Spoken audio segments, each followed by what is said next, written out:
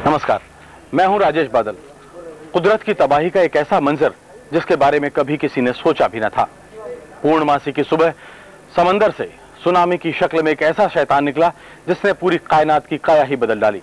भारत और इसके पड़ोसी देशों में तबाही का तांडव मचाने के बाद ये लौट गया वापस समंदर में, अपने आगोश में समा गया और रह गया सिर्फ मौत का मातम।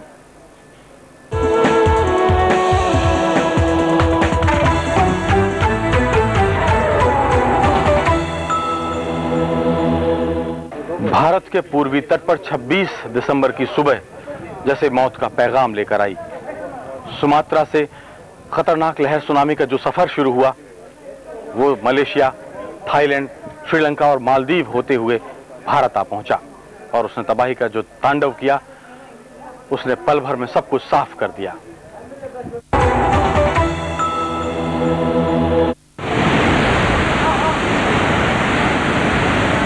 चेन्नई के मरीना बीच पर हर रोज की तरह हजारों लोग 26 दिसंबर की सुबह आए तो थे सागर की लहरों का लुत्फ उठाने, लेकिन जब लहरें लपलपाती हुई उनकी तरफ आगे बढ़ी तो भगदड़ मच गई।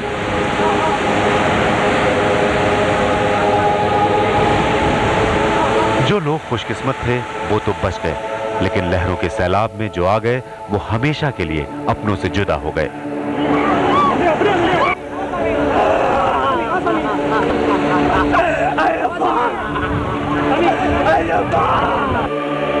लहरों पर सवार होकर मौत करीब 2000 किलोमीटर दूर इंडोनेशिया के सुमात्रा द्वीप से आई। ये लहरें हिंद महासागर की तलहटी में आए भयंकर भूकंप के झटकों से बनी थी।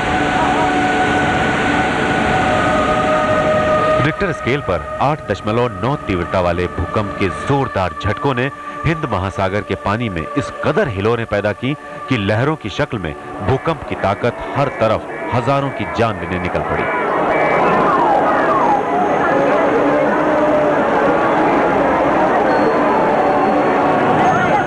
करीब 30-40 फुट ऊंची लहरों का हमला सबसे पहले इंडोनेशिया के बाद थाईलैंड ने झेला।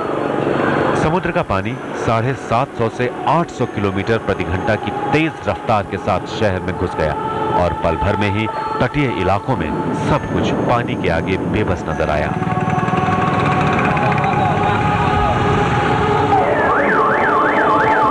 थाईलैंड में जानमाल को नुकसान पहुंचाने के बाद तबाही वाली ये तरंगे श्रीलंका और मालदीव तक जा पहुंची। श्रीलंका में लहरों ने ऐसी तबाही मचाई कि सरकार ने वहां नेशनल इमरजेंसी का ऐलान कर दिया है। समुद्र तल से महज कुछ ही मीटर की ऊंचाई पर आबाद मालदीव के द्वीपों में भी समुद्री लहरों ने खूब कहर बरपाया।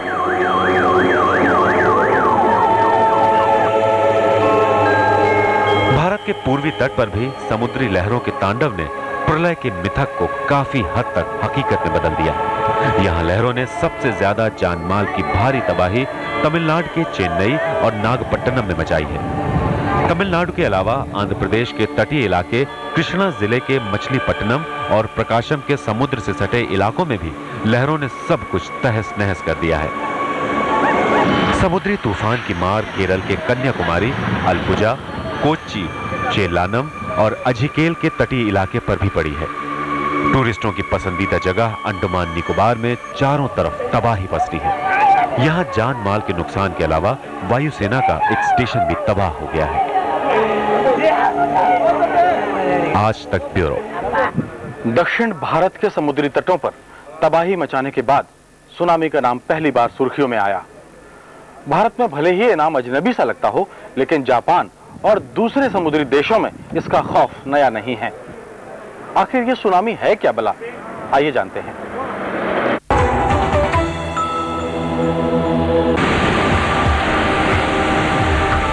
सुनामी यानी जापान के तट पर अक्सर तबाही मचाने वाली ऊंची लहरों का तूफान।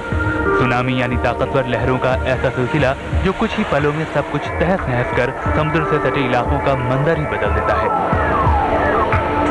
समुद्र में लहरें तो हमेशा उठती रहती हैं और चांद के गुरुत्वाकर्षण से ज्वार भाटा भी आता है, लेकिन सुनामी के दौरान समुद्र का पानी उफान मारता है और ये 40 मीटर तक ऊंची लहरों में तब्दील होकर तट की ओर लपकने लगता है। 800 किलोमीटर प्रति घंटे की रफ्तार से आगे बढ़ती ये लहरें समुद्र तट पर जाकर सब कुछ तहस नहस कर देती हैं। लहरों के सैलाब की ताकत और इसकी चोट इतनी जबरदस्त होती है कि कंक्रीट के बने मकान भी एक ही थपेड़े में मलबे में तब्दील हो जाते हैं।